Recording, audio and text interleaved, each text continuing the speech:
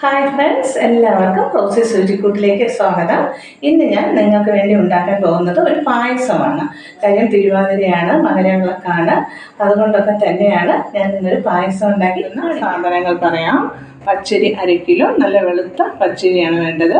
1 kilo ശർക്കര, പിന്നെ 100 gram നെയ്യ്, കുറച്ച് പഞ്ചസാര, 1 കപ്പ് പാല്, കുറച്ച് കൽക്കണ്ട്, കുറച്ച് ഏലക്കാപ്പൊടി, പിന്നെ കാഷ്യൂ നട്ട്സ് നെയ്യിൽ വറുത്തത്, ഉണക്കമുന്തിരി നെയ്യിൽ വറുത്തത്. ഇത്രയും സാധനങ്ങളാണ് പായസത്തിന് വേണ്ടത്. നമ്മൾ ആവശ്യത്തിനുള്ള വെള്ളം ഒഴിച്ചു കൊടുത്തിട്ടുണ്ട്.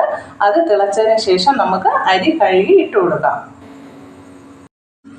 വെള്ളം നല്ലപോലെ തിളച്ചിട്ടുണ്ട്. നമുക്ക് അതിലേക്ക് അരി ഇട്ട് കൊടുക്കാം. അരി നല്ലപോലെ വെന്തതിന് ശേഷം 3/4 വേവ് വെന്താൽ മതി. എന്നിട്ട് നമുക്ക് അതിലേക്ക് പിന്നെ ശർക്കര ഇട്ട് കൊടുക്കാം. ഏകദേശം നമ്മുടെ അരി വെന്ത് 3/4 പരുവം ആയിട്ടുണ്ട്. ഇനി നമുക്ക് ശർക്കര ഇട്ട് കൊടുക്കാം. ശർക്കരയിൽ കിടന്ന് കുറേ നേരം നല്ലപോലെ വരണ്ട് വരണം.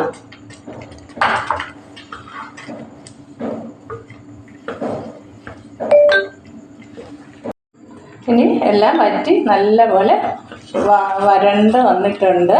ഇനി നമുക്ക് ഏലക്കാപ്പൊടി ഇട്ട് കൊടുക്കാം. അതിനോടൊപ്പം തന്നെ നമുക്ക് കാഷ്യൂ നട്ട്സ്, മുന്തിരി, ഉണക്കമുന്തിരി ഇട്ട് കൊടുക്കാം.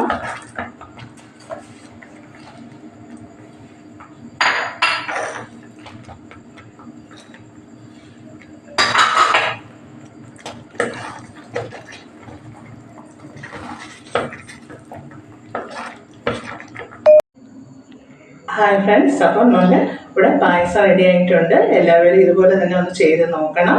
എന്നിട്ട് സബ്സ്ക്രൈബ് ചെയ്യണം, ലൈക്ക് ചെയ്യണം, ഷെയർ ചെയ്യണം. അടുത്തൊരു എപ്പിസോഡുമായി കാണുന്നത് വരേക്കും താങ്ക് യു.